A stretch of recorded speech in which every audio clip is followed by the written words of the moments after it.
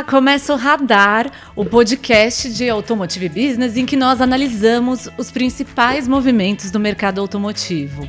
Seja bem-vindo, seja bem-vinda, eu sou Giovana Riato, editora executiva da AB e, como sempre, está aqui comigo Bruno de Oliveira, repórter. Bruno, e aí? Tudo bom, Giovana? Um abraço a você e quem está nos ouvindo neste momento. Sim, saudade, pessoal. E hoje o nosso tema é a descarbonização do setor automotivo e da mobilidade e todos os pormenores que tem no meio dessa jornada, né? Porque sabemos que o setor precisa descarbonizar, essa é a jornada, esse é o rumo, a direção global. Mas aqui no Brasil temos alguns contratempos, então bora falar disso depois da vinheta.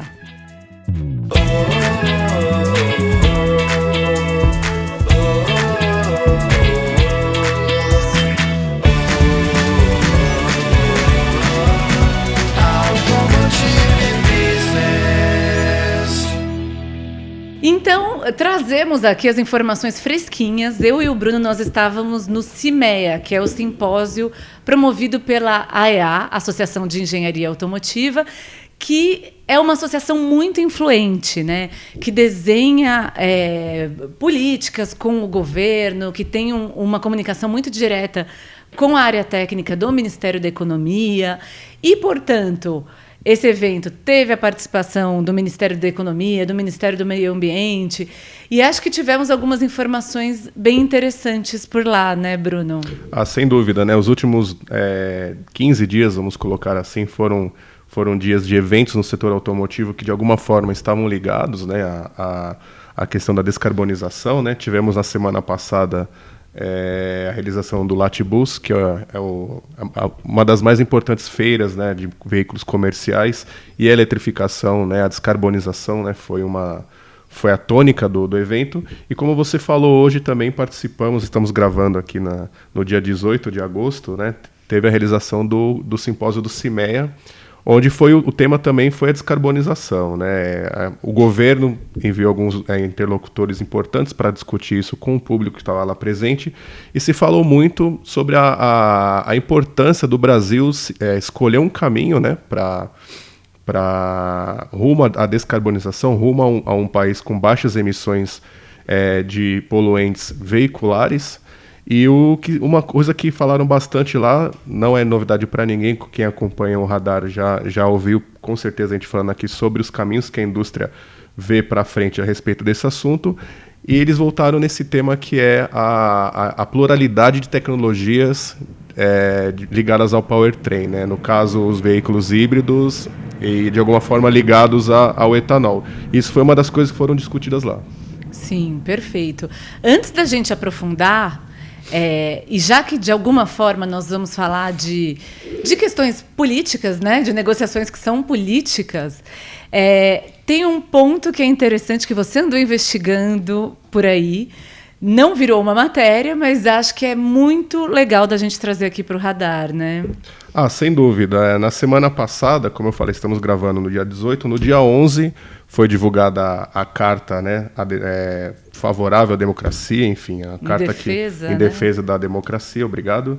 E me chamou a atenção que eu andei dando uma olhada nas entidades e nomes de pessoas que foram signatárias dessa carta, e me chamou a atenção que faltou ali a presença de alguma grande empresa, algum grande nome do setor automotivo nessa lista de pessoas que se mostraram ali solidárias à causa da carta, né?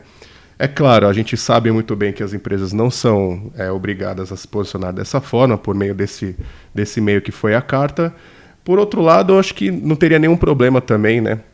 Ainda mais nesse contexto que vem crescendo aí de ESG, preocupação social, acho que não faria nenhum mal, não traria nenhum ônus, né, digamos assim, as empresas de alguma forma darem um suporte, não só as empresas, né, como as entidades que representam as companhias do setor automotivo, se posicionarem a favor da democracia.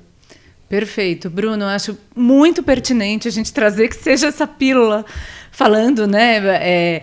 É uma situação até um tanto quanto óbvio defender a democracia quando a gente pensa até em livre mercado, que é o que as empresas querem em geral. E nós vimos na carta, começou um movimento partindo de advogados da Faculdade de Direito de São Francisco, e o setor empresarial assinou em peso, né? Nós tivemos a Fiesp, nós tivemos a Febraban, que representa os bancos, uma série de bancos assinaram, os grandes bancos e tudo mais. E foi curioso porque, até depois de olhar a carta, você foi consultar instituições, nossas fontes, aí, as suas Sim. fontes. E foi curioso ver até, em algum nível, uma certa rejeição. Ah, não, isso não nos interessa e tudo mais. Sim, acho que é importante a gente deixar claro aqui que eu não estou falando que as empresas são contra a democracia. Eu acho que, pelo contrário, elas são até favoráveis, enfim, elas defenderiam, eventualmente, um movimento como esse, que foi forte em vários setores, como você citou. Febraban e Fiesp foram signatárias da carta. Só que, assim, a gente sabe muito bem que o jogo político é muito próximo das empresas, né? E, eventualmente, não se posicionar pode fazer parte de algum movimento que esteja acontecendo, alguma negociação que a gente sabe que faz parte, né? Mas, como eu falei agora anteriormente, né, não teria nenhum problema das empresas se posicionarem, né, já que definem tantas causas como diversidade, que também é uma das bandeiras aqui da AB, dentre outras, né, acho que não teria nenhum problema também, como outras instituições e entidades fizeram, apoiar essa carta. Exatamente, perfeito. Feito esse comentário, né, a gente pode seguir falando sobre as questões que envolvem a jornada de descarbonização da indústria. Bom, lá no CIMEA, nós tivemos a participação de uma representante do Ministério do Meio Ambiente que citou o compromisso que o Brasil firmou durante a COP26 no ano passado, a Conferência do Clima que aconteceu em Glasgow, na Escócia, de zerar suas emissões de carbono até 2050. Tem um tempinho aí, mas nem tanto quando a gente pensa em zerar. E falta essa política unificada de país, né? Pensando em mobilidade, tem uma série de estratégias pulverizadas, então tem metas de eficiência energética do Rota 2030, alguns incentivos à eletrificação, tem o Renova Bio, olhando para biocombustíveis, mas, de fato, essa direção não está exatamente clara, né, Bruno? Sem dúvida. Quando a gente fala em política ambiental ligado ao setor automotivo, isso de alguma forma tem que passar por uma política pública, né? Isso é uma coisa que não acontece só aqui, isso é uma característica do mundo inteiro, né? Quando a gente vê a Europa ou os Estados Unidos, citando como exemplo dois países que têm digamos, um mercado mais avançado em termos de propulsão mais limpa, a gente vê que lá existem também políticas públicas que acabam acelerando a transição do motor a combustão para um outro que seja mais limpo, né? E o que vimos no evento eu classificaria como mais do mesmo, porque são questões que já estão sendo faladas já há algum tempo dentro aqui do setor, que é aquela coisa assim, olha, a gente tem um caminho para seguir, tem as metas a serem atendidas, só não se sabe ainda como e de qual forma isso vai ser feito, né? E os representantes do governo que estiveram hoje lá no CIMEA falaram isso, olha, a gente sabe muito bem o que a gente precisa fazer e quando isso tem que acontecer. O que a gente não sabe é como a gente vai chegar lá, que é o que está sendo discutido hoje. O Brasil vai apostar em pesquisas e desenvolvimento de tecnologias híbridas, que é o que está acontecendo e é a bandeira das montadoras? Bom, vamos ver. Vamos apostar no desenvolvimento de motores elétricos? Não sei. Será que compensa? Será que isso vai causar um impacto muito grande em cadeia de fornecedor? Então, a impressão que esses representantes do governo que estiveram no CIMEA hoje me passaram é de que as cartas estão sendo analisadas, né? Está tudo na mesa, agora precisa saber o que é mais viável, até economicamente, para as empresas que têm produção aqui local no Brasil. Se é manter o investimento no veículo com motorização híbrida para atender essas metas, ou se o Brasil vai apostar nos elétricos, eu acho pouco provável, ou se vai ser um mix dos dois. Sim, e a representante do Ministério do Meio Ambiente, inclusive, falou, não deu um prazo, não foi muito assertiva ao falar de um prazo para a política de mobilidade sustentável, que está em gestação no governo, uma longa gestação, né? E também falou de uma expectativa do Ministério do Meio Ambiente de receber propostas dos diferentes setores da economia para essa descarbonização. Mas nós bem sabemos que não é exatamente assim que funciona, né? Os outros países desenham essas políticas, impõem metas com penalidades. Aqui a gente tem isso quando nós observamos a questão da eficiência energética, né? Que é uma política recente, que funciona e tem suas penalidades e também os seus incentivos para os fabricantes de veículos. Então, de fato, as coisas ainda são muito nebulosas, né? O governo se mostra solícito com o que vier. Pelo menos foi o que a Margarete Gandini, que é uma das pessoas muito próximas do setor automotivo que está ligada ao Ministério da Economia, é o que ela tem dito. Olha, o governo não produz carro. O governo está aí para apoiar e para construir políticas a 4, 5, 10 mãos, que é o que está sendo feito. Estão todas as cartas colocadas na mesa, como eu falei, precisa ver agora o que é viável. Pelo que eu tenho visto, né, e pelo que também o Márcio de Lima, que é o presidente da Anfávia, falou também no evento, é que são tantas as opções que talvez isso esteja, de alguma forma, entre aspas, atrasando um pouco a escolha do caminho que o país vai seguir. Se a gente pegar a China, se a gente pegar Estados Unidos e Europa, lá eles têm um compromisso muito claro, um objetivo, na verdade, muito claro, que é reduzir a poluição. Então tá claro, a gente vai reduzir a poluição. Como faremos isso? Nós vamos abolir o motor a combustão. Até quando? Até tal data. Então isso está muito claro para eles. Só que aqui no Brasil, acho que existem outras coisas que podem acabar influenciando nessa decisão. Uma das coisas, por exemplo, é até manter a produção de veículos a combustão aqui, até para pegar uma oportunidade de negócio em países que estarão desassistidos por essa indústria europeia ou dos Estados Unidos de veículos a combustão. O próprio Márcio falou de lá no evento, ele falou assim, olha, a Anfávia ela defende um modelo plural de tecnologias rumo à eletrificação, uma coisa que no Brasil vai demorar mais tempo do que em outros mercados, e durante esse processo de transição a gente vai implementando a eletrificação pura nos veículos de forma gradual, só que até lá existem outras oportunidades, ele falou, que é o Brasil se posicionar como um país especialista e com um grande parque de produção de veículos a combustão e começar a atender mercados do mundo onde vai acabar tendo um gap aí, uma lacuna de fornecimento, porque outras indústrias acabaram abandonando a produção de veículos elétricos. Então, são tantas as oportunidades que eu acho que vai demorar ainda um tempo para a gente saber qual de fato é o caminho que o Brasil vai seguir. Sim, tem essa questão muito do Brasil olhar e ter uma atuação importante com países com mercados mais parecidos com o nosso, né? Que tem uma questão de preço muito sensível, que precisa de tecnologias mais acessíveis e, portanto, o carro elétrico de largada agora está um pouco fora de questão. E acho interessante, nós temos um trechinho do discurso do Márcio de Lima Leite, presidente da Anfávia, lá no CIMEA. Vamos ouvir?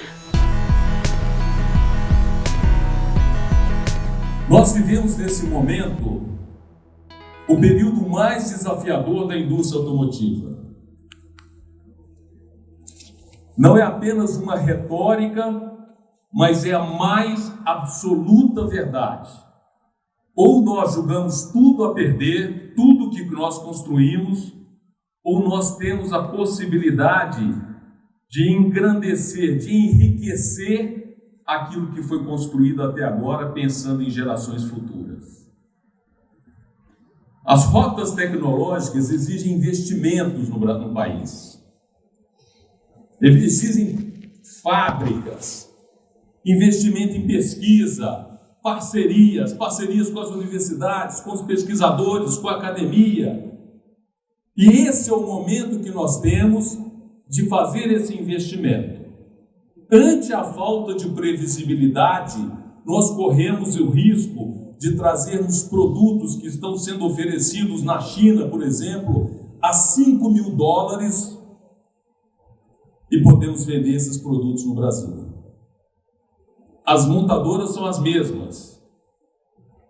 As montadoras que estão no Brasil estão presentes no mundo inteiro. O mundo tem uma capacidade de produção de 140 milhões de unidades. O mercado consumidor hoje, ele consome 75, 80 milhões de veículos. Então nós temos uma capacidade ociosa de quase 50%, 40%. Se o Brasil não definir agora o que ele vai querer como previsibilidade em termos de rota tecnológica, nós corremos o risco de perdermos o timing e perdermos o investimento. Então, é interessante esse ponto que o Márcio traz, no fundo, né, essa questão de olhar como uma oportunidade, mas com uma certa emergência para a gente definir esse caminho. E aí ele citou essa questão da ociosidade da indústria automotiva global, né? Que nesse momento existe uma capacidade produtiva para cerca de 140 milhões de veículos por ano. Atualmente, o patamar de consumo anual é em torno de 80 milhões de veículos por ano, até por causa da limitação dos semicondutores, né? Antes da pandemia isso estava um pouco melhor. Ainda assim é meio chocante pensar em 80 milhões de veículos. Eu nem consigo, assim, na minha cabeça, imaginar uma coisa dessa. E nós precisamos ter um posicionamento, né? Em meio a tudo isso, todo mundo quer produzir mais, tá? O que o Brasil tem a oferecer diante dessa rota pela descarbonização? Uma coisa que me chamou a atenção no que ele falou, vivemos um momento marcante da indústria, né? Que na verdade é um momento em que o Brasil olha as oportunidades que existem no mercado global para poder, de alguma forma, usar o que já tem aqui dentro. Vale lembrar que a gente tem uma capacidade instalada, né? Se a gente pegar todas as fábricas aqui do país e somar o quanto que elas podem produzir em 3 turnos, em 7 dias e tal, chega mais ou menos próximo a 4 milhões de veículos por ano, né? Então, a ideia é olhar para dentro, ver o que a gente já tem e enxergar lá fora as oportunidades que existem para poder atacar comercialmente. Ele citou, por exemplo, que o Brasil, além daquilo que a gente falou anteriormente sobre essa questão de o Brasil se posicionar como um produtor global de veículos equipados com motor a combustão, ele citou também, por exemplo, a produção local de baterias, né? Na visão da Anfávia, segundo o seu presidente, o Brasil deveria não apenas ser um exportador dos minerais, né, das commodities que são utilizadas para fazer as baterias elétricas, mas sim o Brasil produzir localmente aqui essas baterias e exportar para o mundo. Esse seria um segundo ponto aí, uma segunda oportunidade na visão da Anfávia.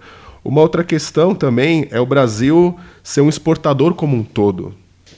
O Márcio falou que o Brasil, de alguma forma, perdeu esse perfil que anteriormente tinha de ser um grande exportador de veículos, principalmente aqui na região da América do Sul, na América Latina, que nos últimos anos o Brasil a indústria brasileira, né, acabou perdendo espaço para produtores asiáticos, por exemplo, né?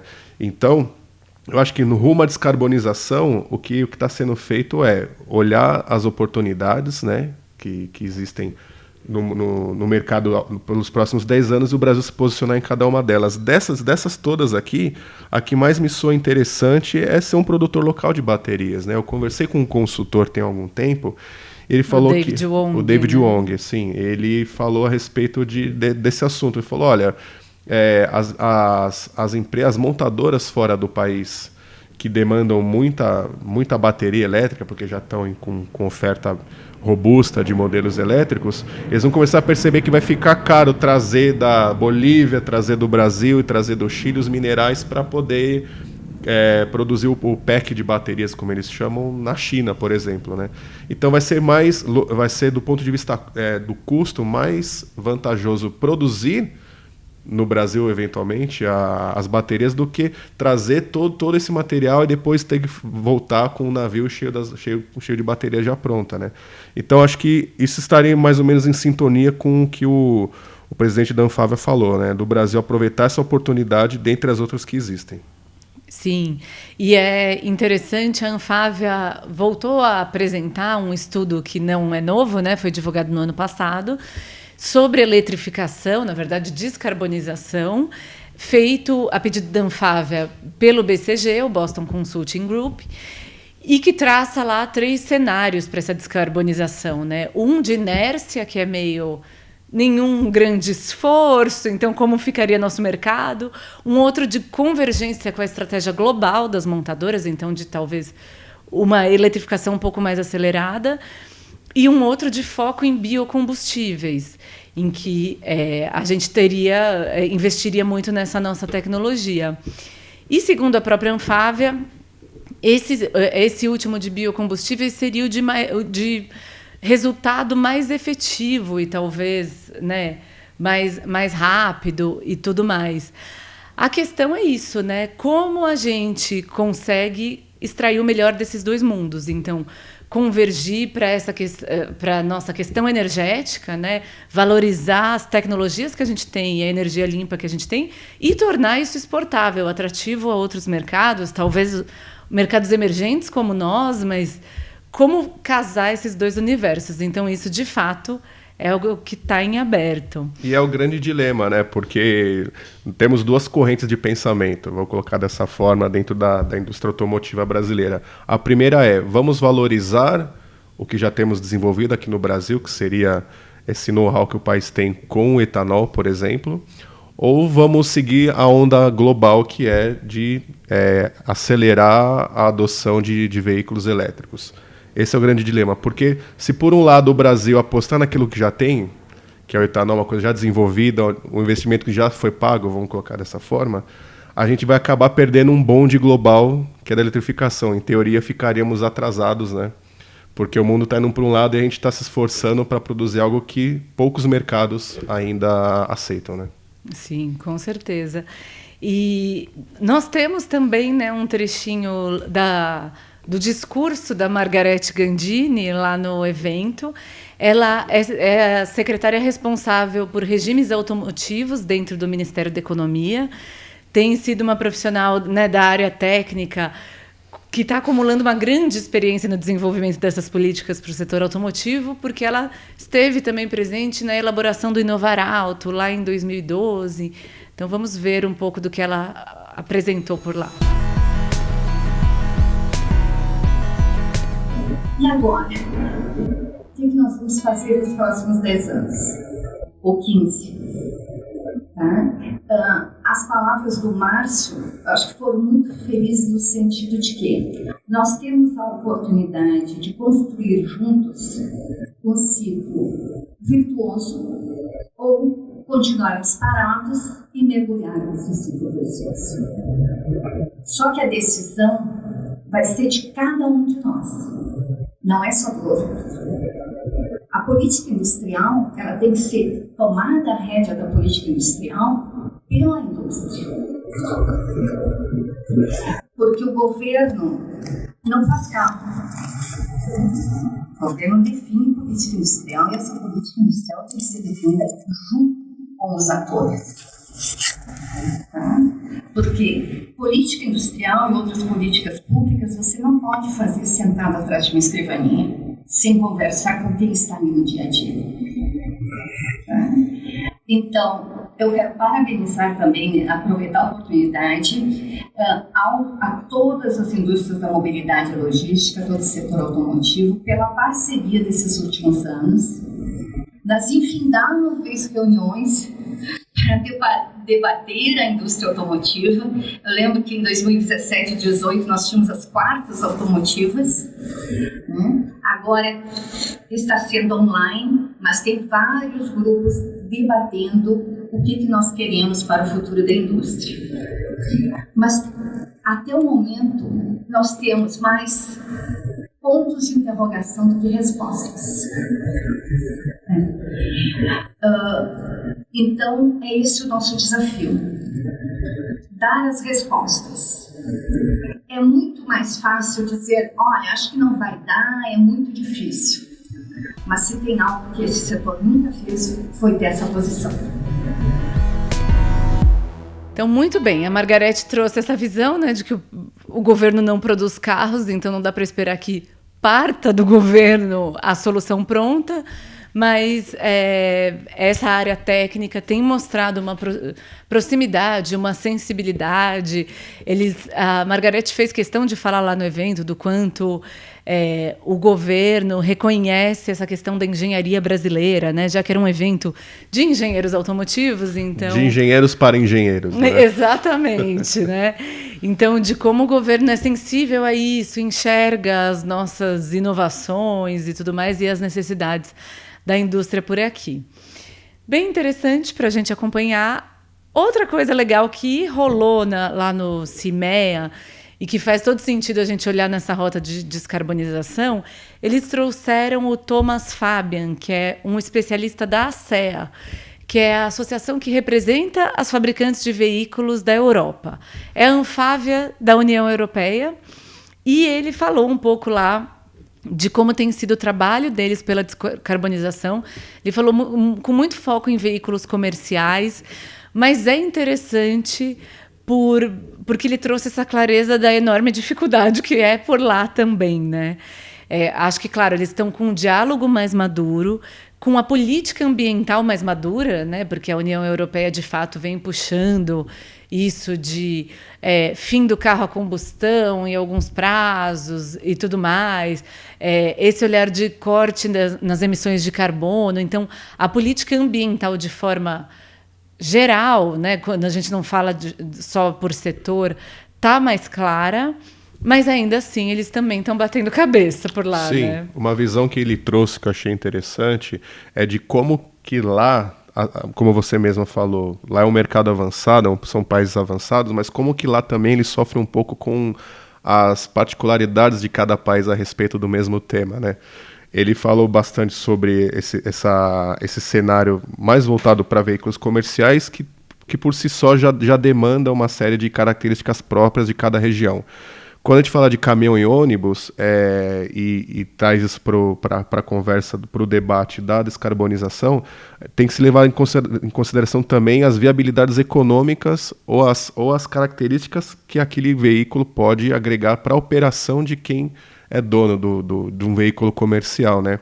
Então, é um componente a mais. Além da questão de emissões, de quanto que eles querem reduzir, etc., tem também assim, olha, quais são as soluções que existem que podem ser viáveis economicamente para o dono do veículo, né? Ou para o operador de transporte ou para o frotista de caminhões, né? E o que ele falou também, que eu achei engraçado a respeito desse tema, é de que como lá também se aposta muito na pluralidade de tecnologias, né? Quando se fala em veículos comerciais, não se fala apenas em veículos elétricos, se fala em veículos a hidrogênio e outros tipos de combustíveis, até para atender as particularidades de cada país.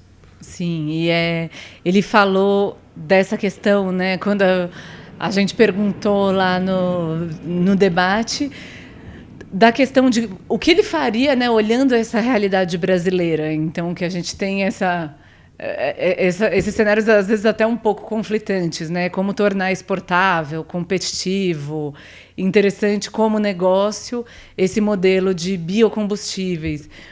E ele foi claramente, né, defendeu esse caminho, diferentes soluções para diferentes regiões, tudo convivendo. Achei bem interessante. Ele deixou muito claro essa questão de que tem que ter, como as empresas gostam de dizer, né, tem que ter o business case, né? Então tem que tornar o veículo com menores emissões ou o veículo elétrico atrativo para o frotista ou para quem vai comprar aquele caminhão ou aquele ônibus. Sim, né? Se você tem um caminhão que tem emissão zero e ele custa 5 milhões de euros, quem que vai comprar, né? Fica meio difícil, tem que ter um custo de operação tem essas ali. questões também. Exato, e foi interessante, ele trouxe também lá um infográfico bastante amplo com a série de medidas que a Europa está tomando nessa descarbonização dos veículos comerciais. Uma delas que chamou a atenção, que para a gente até soa uma coisa muito distante, que está em negociação, e ele admitiu que é uma negociação difícil e polêmica, é taxar emissões de carbono. Então, também, né, para tornar mais favorável o business case com um veículo elétrico, o governo, as empresas serem taxadas pela emissão de carbono. Então, claro, aí a eletrificação fica mais atrativa. Mas ainda assim é difícil, né? Porque a gente caiu naquela discussão. Poxa, é interessante, mas precisamos pensar em caminhos que não onere Sim. o consumidor final. É interessante, mas quanto custa, né? Exatamente, porque no fim das contas, nesse caso a gente está falando de frotista, de um cliente profissional, né, que vai comprar um caminhão, um ônibus, tal. Mas ainda assim, né, se a gente começa a replicar esse cenário, poxa, vai para o custo dessa empresa transportadora, ou vai para o custo do transportador autônomo, vai para o custo do consumidor final que compra um automóvel, e aí ele vai preferir o elétrico porque é sobretaxado que é a combustão. Então, a gente começa a criar um cenário que fica insustentável para um país como o Brasil, onde o acesso a veículos já é mais complicado, a gente já tem uma barreira à entrada maior, né? Sim, se os automóveis na Europa, né, no caso, aí, pegando como exemplo o que o representante da SEA falou, lá tem o incentivo governamental de aquisição de automóveis mais limpos, né? Cada região ali financia, né, parte de um veículo até como forma de estimular a massificação. Em caminhões e ônibus já não tem, né? Enfim, existem incentivos mais por via linhas de financiamentos especiais, mas já é um pouco diferente, né? Sim, é outra dinâmica.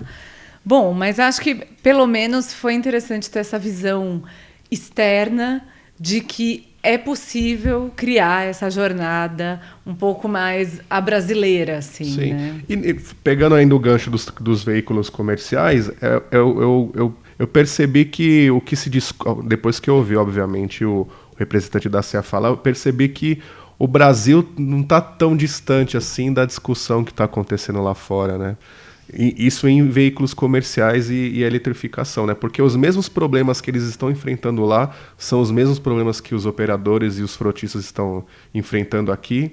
E não tem um gap, né? Como acontece, obviamente, na questão quando a gente fala de automóvel, veículos de passeio, né? Exato. E tem essa questão de que a agenda ESG, né? Que você bem citou no começo, quando a gente falou da Carta em Defesa da Democracia, mas que também tem sido um fomento muito grande na área de veículos comerciais, pesados ou não, a adoção de soluções de menor impacto de carbono. Então, a gente vê uma série de empresas colocando nas suas frotas soluções, testando eletrificação, testando biometano, biocombustíveis, porque, no fundo, quer um resultado mais interessante, olhando para meio ambiente, sustentabilidade e governança. Sim, já passou da fase de testes, já tem empresa produzindo chassi elétrico aqui, como a gente viu na Latibus, né?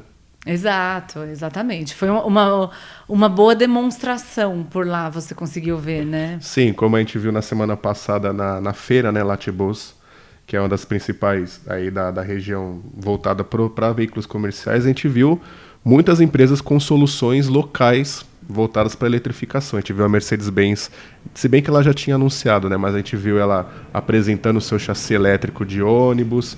A gente viu também a Eletra, que é uma produtora local, que fica até com a fábrica, está com uma fábrica nova ali instalada próxima à Mercedes-Benz em São Bernardo, também com seus chassis elétricos. Então a gente já está vendo Marco Polo também, é verdade. Então a gente já está vendo que o Brasil já passou do momento do teste e já está começando de fato a implementação. Ou seja, já as montadoras já viram que existe demanda suficiente que justifique uma produção local, né? Sim. Perfeito. Bom, como bem disse a Margarete Gandini, do Ministério da Economia, mais perguntas do que respostas nós trouxemos aqui, né? Sim, foi interessante ela ter falado isso, né? Que, olha, a gente está falando com todo mundo, mas no momento que se tem são mais perguntas do que respostas. Ou seja, está tudo certo, mas não tem nada resolvido. Exatamente. Mas nós ficamos acompanhando aí. Acho que, né, foi interessante trazer as dúvidas aqui para o radar. Queremos ouvir e saber de quem está nos escutando ou nos assistindo quais são as visões sobre essa rota de descarbonização para o Brasil. E também deixo o convite, além de comentar e tudo mais, o principal encontro do ecossistema automotivo e da mobilidade, que acontece no dia 8 de setembro, em São Paulo. Estamos animadíssimos, né, Bruno? Muito animados, estaremos lá, inclusive. Exatamente.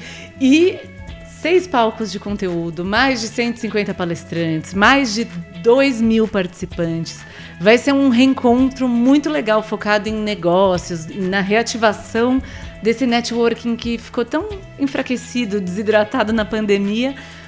E nós vamos falar sobre essas coisas que tratamos aqui. Então, eletrificação, descarbonização, qual é o caminho afinal, vai estar tudo por lá e quem está nos ouvindo precisa participar também. Venham conosco, né? E lembrando a quem está nos ouvindo que quem quiser participar é só fazer inscrição no site abx22.com.br. Exatamente, tem desconto, tem voucher de desconto disponível lá no site, então não tem desculpa, pessoal. Falou que conhece o Bruno, a Giovana, tem desconto. Isso aí, ó a responsa. Muito bom, gente. Brigadão. Um abraço, boa semana e até a próxima. Até mais.